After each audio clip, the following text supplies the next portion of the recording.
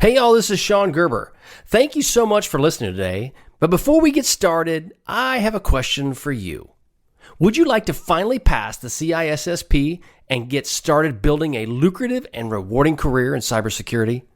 I can help you over at CISSP Cyber Training.com with the resources and tools you need to pass the CISSP the first time. At CISSP Cyber Training.com, there's a vast array of resources available that will give you the guidance, direction, and training you need to pass the CISSP exam. As soon as you get done with this presentation, head on over to CISSPCybertraining.com so that I can begin helping you today to meet your CISSP goals and grow your career in cybersecurity. All right, let's get started. Welcome to the Reduce Cyber Risk and CISSP Training Podcast, where we provide you the training and tools you need to pass the CISSP exam the first time. Hi, my name is Shon Gerber, and I'm your host for this action-packed, informative podcast. Join me each week as I provide the information you need to pass the CISSP exam and grow your cybersecurity knowledge. All right, let's get started. Giddy up. Hey, y'all, this is Shon Gerber with the Reduce Cyber Risk Podcast. I hope you all are having a great week this wonderful week. Actually, since this podcast gets started, it always comes out on a Monday, so you're probably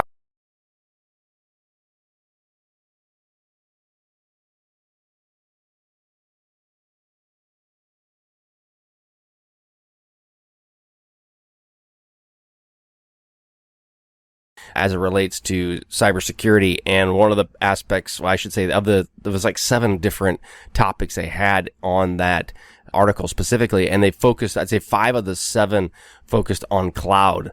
And I fully suspect that that's going to be a huge issue coming, well, it's going to be forever, but especially in the next few years as people are getting smarter on the cloud, is how is it secured and what are some of the mechanisms in place.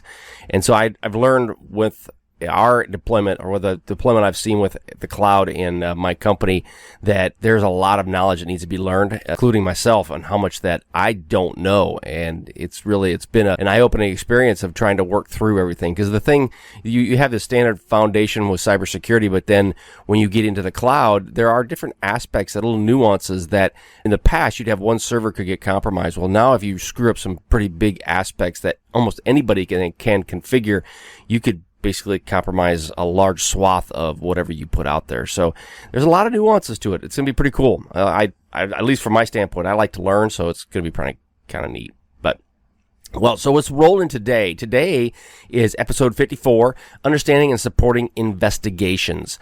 And this is going to be domain 7 of the security operations piece of this. So there's a couple different articles we're going to come out here, and this is one that people kind of struggle with a little bit as it relates to investigations, because you don't really know, and it's kind of that legal stuff, and how do I handle all of that? And this has been an eye-opening experience for me myself, in the fact that I've had to deal with various other evidence, or I should say investigations, on activity that's occurred within various companies and things that I've worked with, from the military to my current company that I'm dealing with right now. And so it's been an interesting thing that I never really expected or anticipated. But if you're going to get your CISSP, one of these are key aspects you need to understand and know. The other piece of this is the information that I'm going to be going over today is also extremely important with your career and what you're going to do for other companies. Because the simple fact of it is that you as a cybersecurity person will be looked upon in most cases as the person who understands how to deal with cybersecurity evidence and how to manage it. And also, you're probably the first person on the scene when the event occurs. So you need to have a good grasp and understanding of what are some of the expectations and what are the pitfalls that go into not doing a good job around this. So let's get started with the online aspect of this, and the article that I pulled up that I found out there online was from InfoSecInstitute.com, and they're talking about security and how the investigations support the requirements. Again, the show notes will be in the website, and you can go check those out at any time. All right, so this was from InfoSecInstitute.com. They break it out as far as I can't even say the word, evidence collection and handling. And to kind of break down, what does this actually mean? Well, evidence includes facts, items, and information to be presented in a court of law to establish the validity or invalidity of a claim or statement. So when you're looking to collect evidence around a cybersecurity event that occurred, you are going to have to present this to, and it's not going to be like a court of law where you have all these people around you. I shouldn't say it won't, but it's highly unlikely that it will. It'll most likely be to a judge and some lawyers that you'll deal with on this statement. But you have to be able to present this sort of information to them, the evidence, in a factor, in a manner that proves that they actually have a case, versus you just look like a blithering idiot and you have no idea what you're talking about. So you're going to have to provide that information in the event that there is an investigation. The evidence is used to prove a person's identity of innocence or guilt, right? We know about that. But when you're dealing with cybersecurity pieces of this, you really need to have a proper chain of evidence, and that it's exactly what it sounds like, right? You have evidence that kind of leads you down the path and points you in a direction. Now, this evidence will be, when I deal with computer security pieces, and this is something the CISSP will probably chat around, is the fact that computer evidence is typically a circumstantial evidence. It's not something that's hard and proof that you must, if you have it, it's gold, rock solid. You're going to win no matter what. No, because computer evidence obviously can be tampered with at some point. And so therefore, they don't consider it as the rock hard status of evidence that you have to make the case open and closed. Yeah, I think it's open and closed, right? Where it's basically, it will happen, right? If you present this evidence, the game's over, we win, you lose, done. That's not going to happen with cybersecurity or with computer type of evidence, just because, like I said before, it can be manipulated. Now, you're going to have to put out there, as far as when you're dealing with the chain of evidence, how it was collected, how it was identified, and how it was protected. That's a key point. What did you do once you got it, and how did you protect it? How did you keep it from somebody actually getting a hold of it and messing with it? You also have to break out and how it was conducted, the whole overall investigation, how the data was copied, cloned, what was that done? One of the things to consider with the CISSP is that you should not be manually copying this information over. You would take a copy of the device, an image of the actual device or evidence itself. So if it's in an operating system, you would clone that entire box. You wouldn't just go, well, hey, I'm going to go in here and cherry pick out where is the evidence. Here are the log files that allowed this to occur. You don't want to do that. That will cause you all kinds of grief down the road. And what will end up happening is they'll probably throw out your evidence because you just cherry picked what you wanted. So those are important things to do. And you also got to present, how is it presented in court and by whom? So I say this in the fact that why do lawyers get paid a lot of money? Well, it's drama, it's theater, and they're putting on a case. If you bring in the computer nerd that just can't even see straight and just can't put a couple sentences together, kind of like this podcast at times, then what's going to end up happening is that's going to cause doubt on your overall case.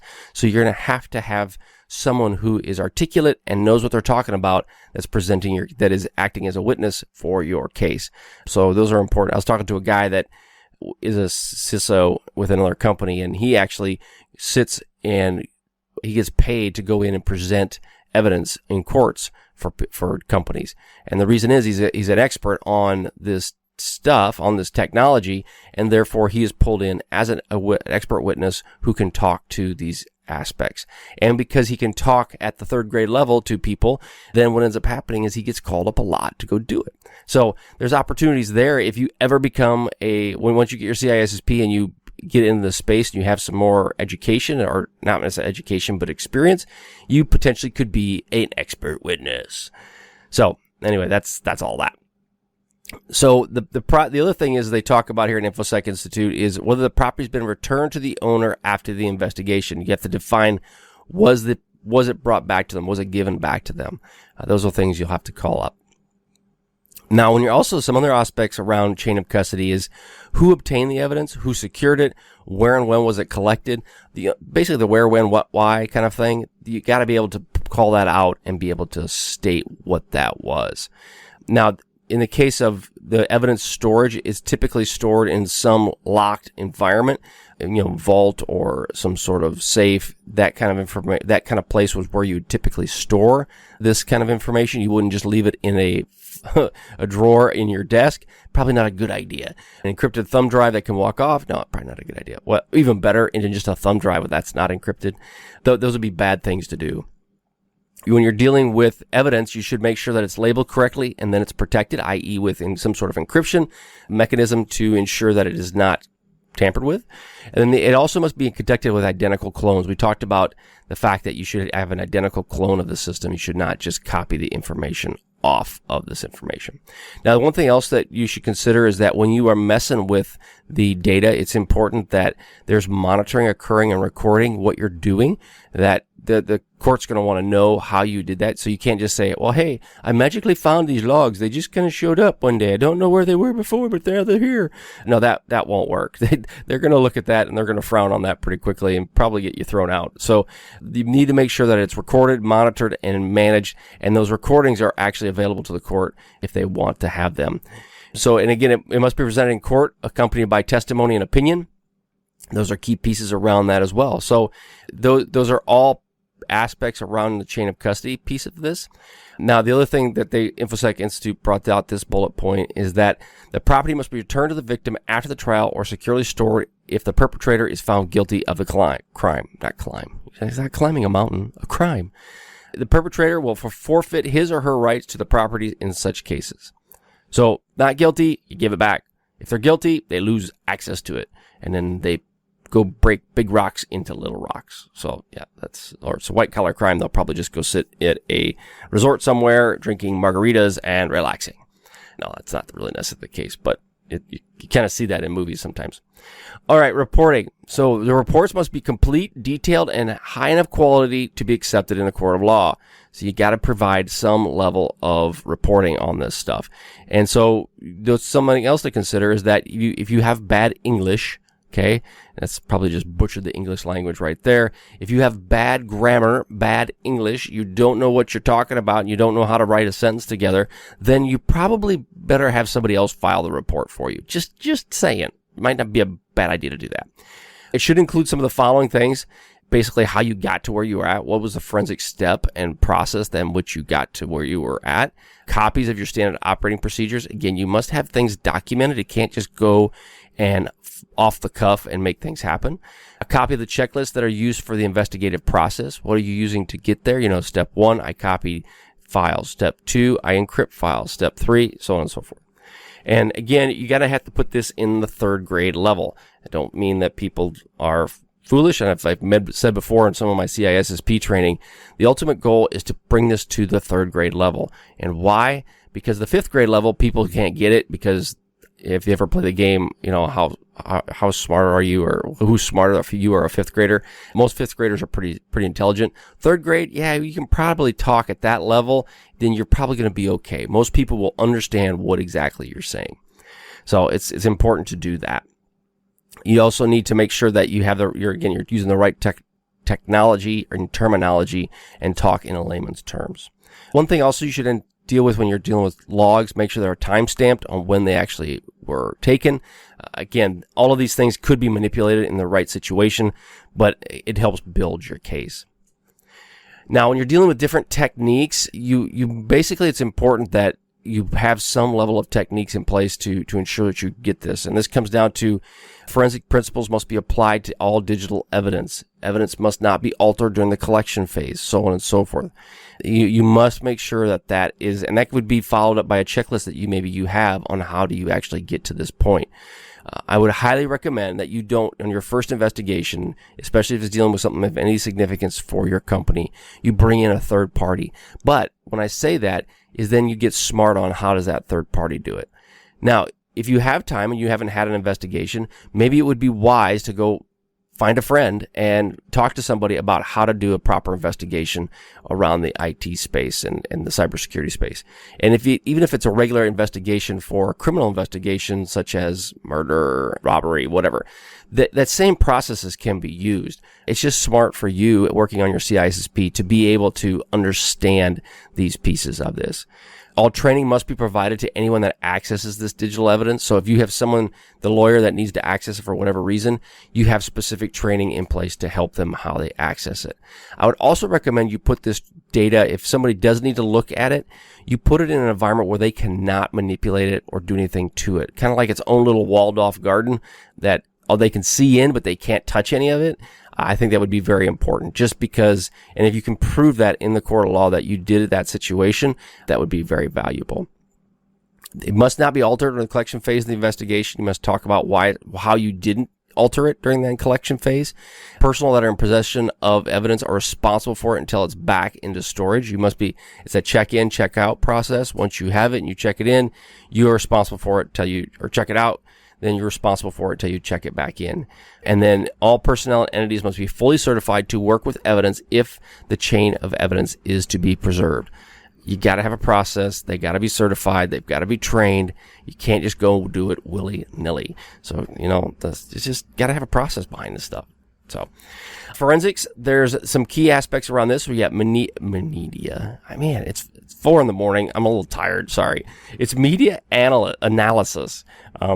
This includes the analysis of components such as RAM, hard drives, optical media, USB, SD cards, all that stuff. You must have some way of how you analyze all types of media.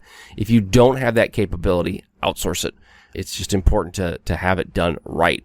I will say for investigations that I've dealt with in the past that have been small, I've taken care of those. But if they've been of any significance that I think could potentially cost the company a lot of money, even from not even financial, just reputational aspects, I will call in a third party just because it's better to have that third party who has the quote unquote, air quotes, unbiased opinion about things it would potentially testify in court.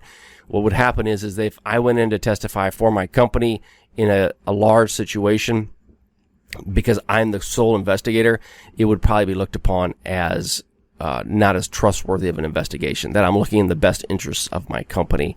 So I would highly recommend you bring in a third party to help you with some of those things. Network analysis is carried out on equipment such as routers, modems, firewalls, all those kind of things. Now, the interesting part about this is when we started off the podcast is AWS. Same concept can occur in AWS. However, it's not, can't physically touch these things. Whereas in the past, you could physically touch a router. You could physically touch some sort of media. You could go grab it and bring it and put it in storage. So adding it to the cloud adds a little bit of level of dynamics that I'm not totally connected with the process would be the same, but I think there's some nuances that you would have to kind of think through. And it's probably good to think through those before something bad actually happens. Software analysis, you would potentially have some level of analysis on the software depending upon the situation, and that would come down to evidence of activity within the software, log files, timestamps, metadata, anything that would add some level of ability to the investigation. You should consider that when you are looking at the investigation from a software standpoint. Now, there's some other factors to consider as you're dealing with this, and some things that you need to know when you're looking at investigations for the CISSP. There's basically 4 investigation types that are covered in the CISSP, and they should be understood by individuals that are taking this test. And that would be operational, criminal, civil, regulatory, and e-discovery. And those are the different types of investigations that you will run into, especially taking the CISSP, and you may end up dealing with one or more of those once you start working for a company. Now, there's other factors to consider as well, and we kind of talked about what are those. You got electronic inventory, data retention policies, recovery, data storage, data ownership, data handling, and having key people tied to all of those, I think, is extremely valuable when you're dealing with a investigation for the data. Okay, so that is all of that article had about InfoSecInstitute.com. This is in this episode, and it's episode 54. You'll be able to find out all that information that you need to be able to be successful, or at least at a minimum, understand how an investigation can be completed and what you can do to do a better job with it. All right, so now I'm going to roll into the CISSP training. This is based off Domain 7.1 of the CISSP and the Objective 7.1, Understanding and Supporting Investigations. And so a lot of the things like we talk about in the podcast is that you will get the information that we go over it multiple times. And the purpose behind that is the fact that, I don't know about y'all, but I struggle with just remembering something once if I hear it. If I hear it, I kind of reach real hard back into my back of my cranium to figure out, did I really remember that? After I hear it 3 or 4 times, I start to get it. But The rule of thumb that I've heard, whether or not this is true from marketing folks, is that you have to hear something, hear or see it 7 times before you actually make a move on it. And this is buying stuff, right? Now that we're in the Christmas season. So the question to consider is as you're listening to this Reduce Cyber Risk podcast, some of these things I go over routinely, they may seem like, well, okay, dude, you just went over this again. There may be a different nuance to it, but at the end of the day, the more we go over these things, the better off you are, and when it comes time to take the test. Okay, so when understanding the supporting investigations, there are some key aspects which we've talked about with evidence collection and handling. Proper collection of evidence is challenging. We've talked about that and what you have to deal with, and it should be only accomplished by professional technicians. Now, that could be you once you are done with, you could be, obviously, when you're dealing with your CISSP, you don't have to have, you can be doing this right now as a forensics person, and you probably are people out there doing that who is studying for their CISSP. But if you might want to consider, if you have an opportunity, especially if you're working IT within an organization, is go find who could be doing this sort of collection for your organization. Now, also to think about if you're the CISSP, if you're maybe the sole cybersecurity person or the sole IT person for your organization, start understanding how this would occur. And because it's going to have to happen is if it does occur, you're going to have to visit with third parties, and knowing the same language and the same lingo would be extremely useful in the event of a incident. So just kind of consider that. Individuals collecting evidence need to be trained on handling. Again, to document this training, this needs to be important. And proper handling can jeopardize legal cases, and it really, really can.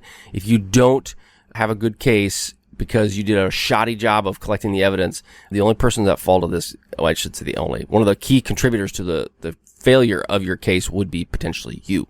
It's always best to work on a copy of evidence. I don't say it's best. I'd say you must. Unless there's some reason you have to work on the original, you should never really work on the original document. There might be some original data. There might be some reason behind that, but at the end of the day, I would stay away from that at all costs. When you're dealing with a media analysis, identification and extraction of data is extremely important, and this could be media from a device, USB stick, digital, optical drives, you name it. Anything that potentially has access to this data. Network analysis, this depends much on prior knowledge of the event. This could be various logs such as IPS, flow logs, firewall logs, you name it. So you may have to put a sniffer on the network to get some of this information as it was going. Maybe you have a suspicion that there's something going on, and maybe you decide to start collecting logs before an actual event. You may want to, that would be an option to do that as well. When you're dealing with software analysis, understand backdoors, logic bombs, or other vulnerabilities that could be potentially in your software. And you may need to review the log files of the application for a better picture. Now, here's the gotcha with that. Not all of the applications that you work on will have log files. I've run into this numerous times where you think they have log files, but no, they don't. So it's something to consider. I would have a good understanding of the lay of your network or of the applications that are in your network way before you need to know that. So something to consider on that end. Hardware and embedded devices, computers, phones, tablets. You may want to have an expert look at that. Now, there's various software out there that will help you with your phones, but unless you're a forensics company, unless you work for a forensics company, most of this software is pretty expensive, and you wouldn't just typically go out and buy it just to buy it. I know the phone software for doing forensics was around $10,000 to $15,000 a few years ago when I was looking at it, because I was thinking of starting up a business that dealt with this, and then I looked at the legal aspects of it and went, yeah, no, I don't think so. Not something I really want to get into. When you're dealing with reporting and documentation, all investigations need to have a report. And the report type will be dependent on the organization's policies and procedures. There's something that if you don't have good policies and procedures in place, that also is going to affect your case. And so that's something I've kind of realized myself in areas that I need to work better at, is have a good situation around policies and procedures. The final report does lay the foundation for potential legal action. So again, you got to know English, got to be able to speak it, got to be able to write it, and it's got to be discernible at the 3rd grade level. It's imperative that you build relationships with legal counsel. I would do that ahead of time. Do not wait until your investigation has occurred. I've been very blessed that I have some really good relationships with some legal counsel, and over the years, from when I was a hacker and also through working through the various enterprises, I have a good understanding, and I should say a decent understanding of the legal aspect, but I have some really good relationships of some awesome lawyers, and that's extremely helpful. And they talk about in here about building relationships with law enforcement. Something else to consider is you may want to do that. I mean, because here's something to think about. So I live in a very small town in the middle of rural Kansas, but I know all the police officers, not because I get picked up, but because it's a small town and they're good friends. So in the event that there would be something bad that would happen locally, I actually would have to start open investigation with them first, depending upon if it was my company in my small town. So that was something that you may want to build those relationships with them, get picked up on speeding tickets, but at least build the relationships with them ahead of time in the event that you have an investigation at some point. Depending upon, now also to keep in mind is when you're dealing with the FBI they're law enforcement, but they're not the ones that you open up an investigation with locally. You would do that with your local law enforcement. FBI also is not going to help you mitigate any issues. They're going to help find the bad guys that did this to you, but they won't help you resolve the challenges you're dealing with. So don't look to the FBI to help you. They won't. So now when you're dealing with investigative techniques, conducting computer security investigations, you'll need a team, and then you'll have to follow some sort of incident response policy that you have in place. Again, this comes back to the policies and procedures that you have documented. You need to have an incident response process and policy in place, and you should follow it based on your policy. So you follow the investigation based on what your incident response policy is saying, and then when you do that, what will end up happening is you're going to have to build your case in court to make sure that you're doing what you're supposed to be doing. You should have rules of engagement on how you do this, how you call in law enforcement, who calls in the law enforcement. You don't just have somebody arbitrarily call the police officers. You may want public affairs involved to do that. I would highly recommend that. Do not just go, you call them. You need to stay out of the limelight as much as possible with this. You want other people to do it, whether it's the president, the CFO, CEO, someone who's one of the C-level suite people, public affairs. They need to take care of this, not you. You are the boots on the ground and getting them the information they need, but you should not be the face of this. You want to avoid that at all costs. When you're gathering evidence, there's three options. You have voluntary surrender, subpoena, or search warrant. Those are the three options that are available. And again, voluntary surrender is you provide it on request. Subpoena is a court order by law enforcement, and they give you enough notice saying, yo, dude, you need to bring this data to us, please. If you don't, then you're in bad trouble. Or the search warrant is someone just knocks on your door with guns blazing, and they say, give us your stuff. Okay. But again, they have to have credible evidence, and a judge needs to approve it. Unless you're in the United States, then you don't need any sort of approval. They can just go and lie about it and get a warrant. So that's a little political poo on that. So not good in the United States right now. So search warrant, that's that. All right. Digital forensics, tools, tactics, and procedures. Admissive evidence. This is relevant to determining a fact. It must be not meritable. It must be material related to the case, basically. But you've got to be able to, if you provide any admissible evidence, it's got to be material or evident to the case or related to the case. It must be competent or obtained. Types of evidence are real evidence, documentary evidence, and testimonial evidence. Real evidence would be DNA or weapons, something like that. That's like physical. You hit somebody over the head with a USB stick, then yes, that would be real evidence. Documentary evidence is written notes, and testimonial is whatever you are saying. It's your verbal information. We talked about chain of custody, how important that is, especially in the cyberspace, and this deals with labeling, evidence of logs, how you handle it, how you sign it in, how you sign it out. All of these have to be an unbroken sequence of events. If it's broken, then you just put your case in jeopardy. So all of those things have to be in place. Okay, so that is from the CISSP training at ShonGerber.com that you can get out there, and it's just one of the aspects. It's domain 7.1. But I've got all kinds of videos that will tie back to that will show you this in a little bit quick, a little bit slower environment. But at the end of the day, that is just for 7.1. A lot of good stuff in there, especially as you're dealing with investigations. You need to do it right. Don't screw it up. So that's just saying. Okay, so now we're going to roll into Tech Target, or into some domain questions. This comes from Tech Target. This is domain 7. We've got 3 exam questions for you based on the investigations. So question 1. A critical step in disaster recovery and contingency planning is which of the following? A complete business impact analysis. B, determine offsite backup facility alternatives. C, organize and create relevant documentation. D, plan, testing, and drills.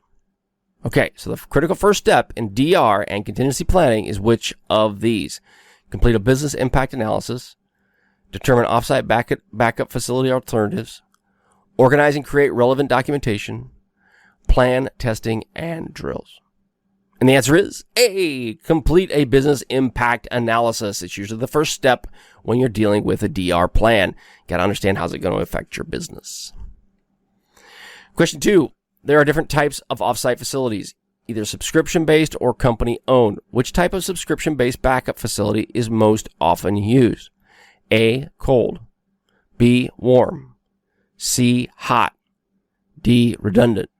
Okay, so if you go through there, you can throw out one of those right away from your taking a test. D, redundant. That ain't it. Okay, that's not a typical type of offsite. I've never heard of that word. So I would throw that one out. So now you're dealing with A is cold, B is warm, C is hot. Okay, so if we know anything about these, we know that cold is not really there's nothing running and they stand it up at a certain amount of time. Warm it's actually up and operational and, well, to some point, and you still have to do some more work to get it up and fully going. And D is hot, which means it's a running standby. Okay, so if you're looking at this, which one of these, if you're paying from a subscription-based company-owned situation, which one would it be? A, cold, B, warm, C, hot, D, no. Redundant, it's not it. Okay, the answer is B, warm. Okay, because what the challenge is when you're dealing with, you want to have you're paying for the ability to stand it up quickly because you know that there's some of it's up and ready to go. You know there might have to be some work to it, but at the end of the day, you're doing it to buy some time. If it's cold, why pay for something that you're going to have to stand up? You just wouldn't typically do that. All right, question 3. In a disaster recovery, each level of an employee should have clearly defined responsibilities. Which of the following is a responsibility of senior executives? A, developing testing plans. B, establish project goals and develop plans. C, identify critical business systems. D, oversee budgets and the overall project. Okay, so now we're talking disaster recovery. Each level of employee should have clearly defined responsibilities. What is the responsibility of the senior executives? Develop plans? No. Establish project goals and develop plans? Probably not. C, identify critical business systems? Maybe. D, oversee budgets and the overall project. Usually when it deals with money, they're involved. Answer is D, oversee budgets and the overall project. Okay, that's all we've got for today as far as for the CISSP. Again, we were talking about Domain 7. And this is on forensics and investigations. Thanks so much for joining me today on my podcast. If you like what you heard, please leave a review on iTunes, as I would greatly appreciate your feedback. Also, check out my videos that are on YouTube. Just head to my channel, CISSP Cyber Training, and you will find a plethora of content to help you pass the CISSP exam the first time. Lastly, head to CISSPCybertraining.com and look for the free stuff that is only available to our email subscribers. Thanks again for listening. See you.